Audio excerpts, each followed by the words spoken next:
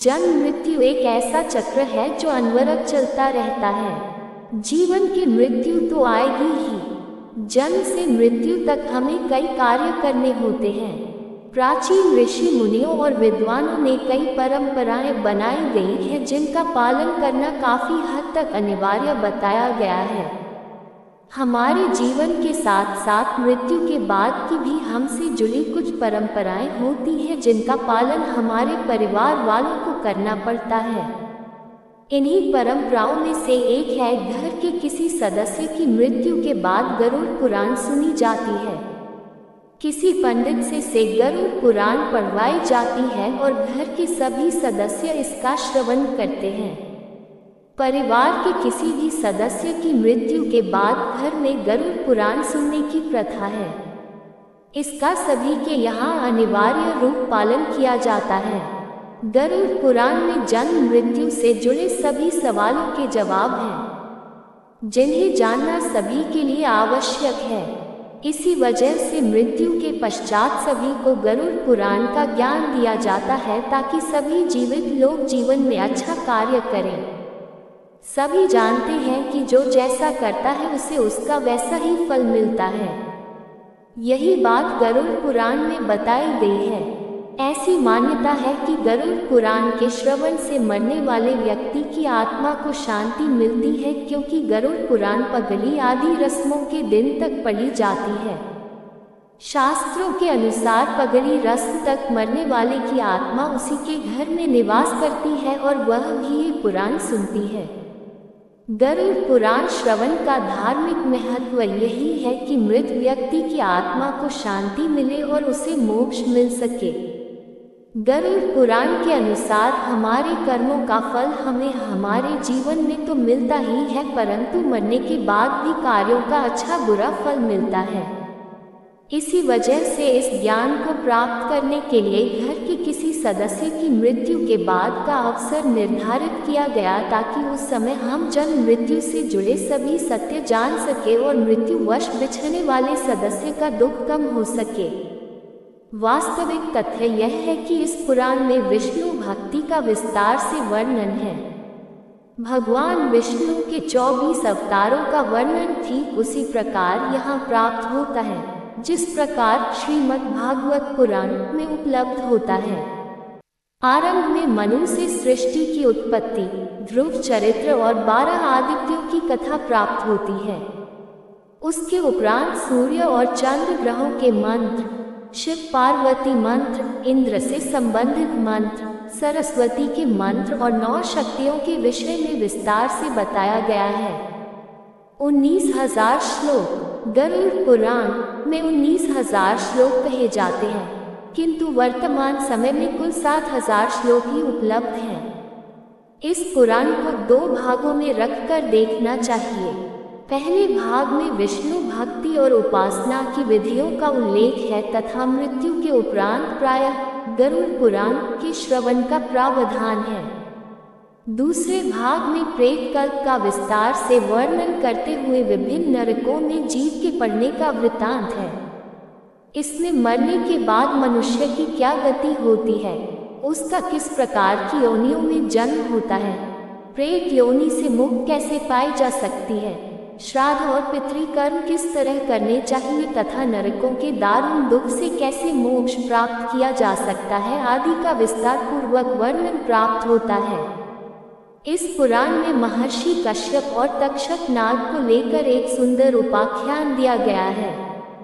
ऋषि शाप से जब राजा परीक्षित को तक्षक नाग डसने जा रहा था, तब मार्ग में उसकी भेंट कश्यप ऋषि से हुई।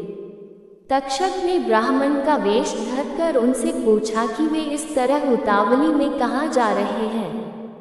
इस पर कश्यप ने कहा कि तक्षक नाग महाराज परीक्षित को डसने वाला है। मैं उनका विष प्रभाव दूर करके उन्हें पुनः जीवन दे दूंगा। ये सुनकर तक्षक ने अपना परिचय दिया और उनसे लौट जाने के लिए कहा, क्योंकि उसके विष प्रभाव से आज तक कोई भी व्यक्ति जीवित नहीं बचा था। तब कश्यप ऋषि ने कहा कि वे अपनी मंत्र शक्ति से राज परीक्षित का विष प्रभाव दूर कर देंगे। इस पर तक्षक ने कहा कि यदि ऐसी बात है तो आप इस वृक्ष को फिर से हरा भरा करके दिखाएं। मैं इसे डसकर अभी भस्म किए देता हूँ। तक्षक ने वृक्ष को अपने विष प्रभाव से तत्काल भस्म कर दिया। इस पर कश्यप ऋषि ने उस वृक्ष की भस्म एकत्र की और अपना मंत्र फूंका। तभी तक्षक ने आश्चर्य से देखा कि उस भस्म में से कोमपल फूट आए और देखते ही देखते वह हरा भरा वृक्ष हो गया। हैरान तक्षक ने ऋषि से पूछा कि वे राजा का भला करने किस कारण से जा रहे हैं, या कि उन्हें वहां से प्रचुर धन की प्राप्ति होगी। इस पर तक्षक ने उन्हें उनकी संभावना से भी अधिक धन देकर वापस भेज दिया। इस पुराण में कहा गया है कि कश्यप ऋषि का ये प्रभाव गरुड़ पुराण सुनने से ही पड़ा था।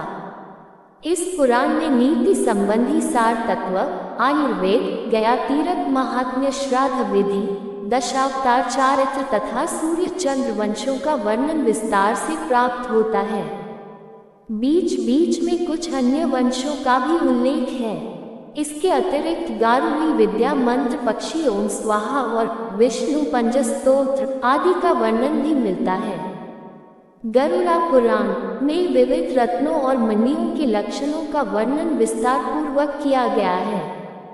साथ ही ज्योतिष शास्त्र, सामुद्रिक शास्त्र, सांपों के लक्षण, धर्मशास्त्र, विनायक शांति, वर्णाश्रम धर्म व्यवस्था, विविध व्रत उपवास, संपूर्णाष्टांग योग, पतिव्रत धर्म महात्म्य, जप तप कीर्तन और पूजा विधान आदि का भी सविस्तार उल्लेख हुआ है।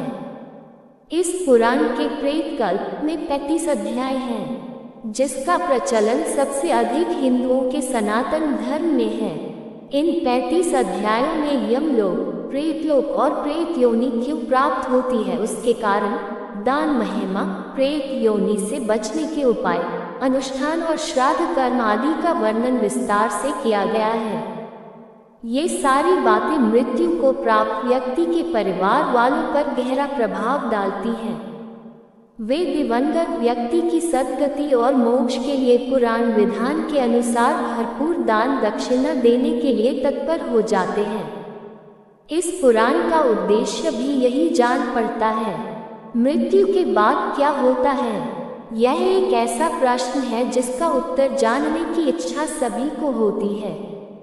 सभी अपने अपने तरीके से इसका उत्तर भी देते हैं। गरुड़ पुराण भी इसी प्रश्न का उत्तर देता है। जहाँ धर्म शुद्ध और सत्य आचरण पर बल देता है, वही पाप पुण्य, नैतिकता अनैतिकता, कर्तव्य अकर्तव्य तथा इनके शुभ अशुभ फलों पर भी विचार करता है। वह इसे 3 अवस्थाओं में विभक्त कर देता है। पहली अवस्था में समस्त अच्छे बुरे कर्मों का फल इसी जीवन में प्राप्त होता है। दूसरी अवस्था में मृत्यु के उपरांत मनुष्य विभिन्न 84 लाख योनियों में से किसी एक में अपने कर्मानुसार जन्म लेता है। तीसरी अवस्था में वह अपने कर्मों के अनुसार स्वर्ग या नरक में जाता है। स्वर्ग, नरक, हिंदू धर्म शास्त्रों में इन 3 प्रकार की अवस्थाओं का खुलकर विवेचन हुआ है। जिस प्रकार 84 लाख योनियां हैं, उसी प्रकार 84 लाख नरक भी है जिन्हें मनुष्य अपने कर्मफल के रूप में भोगता है। गरुड़ पुराण ने इसी स्वर्ग नरक वाली व्यवस्था को चुनकर उसका विस्तार से वर्णन किया है। इसी कारण भयभीत व्यक्ति अधिक दान पुण्य करने की ओर प्रवृत्त होता है। प्रेत कल्प में कहा गया है कि नरक में जाने के पश्चात प्राणी प्रेत बनकर अपने परिजनों और संबंधियों को अनेकानेक कष्टों से प्रताड़ित करता रहता है। वह पराई स्त्री और पराये धन पर दृष्टि गड़ाए व्यक्ति को भारी कष्ट पहुंचाता है।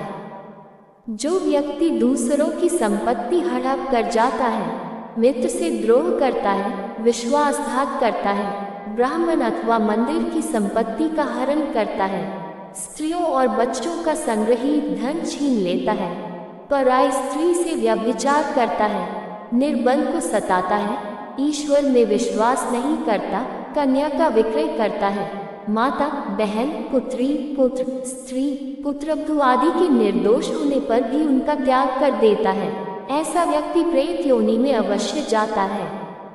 उसे अनेकानेक नारकीय कष्ट भोगना पड़ता है, उसकी कभी मुक्ति नहीं होती। ऐसे व्यक्ति को जीते जी अनेक रोग और कष्ट घेर लेते हैं। व्यापार में हानि, गर्भनाश, ग्रह कलह, ज्वर, कृषि हानि, संतान मृत्यु आदि से वह दुखी होता रहता है। अकाल मृत्यु उसी व्यक्ति की होती है जो धर्म का आचरण और नियमों को पालन नहीं करता तथा जिसके आचार विचार दूषित होते हैं। उसके दुष्कर्म ही उसे अकाल मृत्यु में धकेल देते हैं। गरुड़ पुराण में प्रेत योनि और नरक में पड़ने से बचने के उपाय भी सुझाए गए हैं।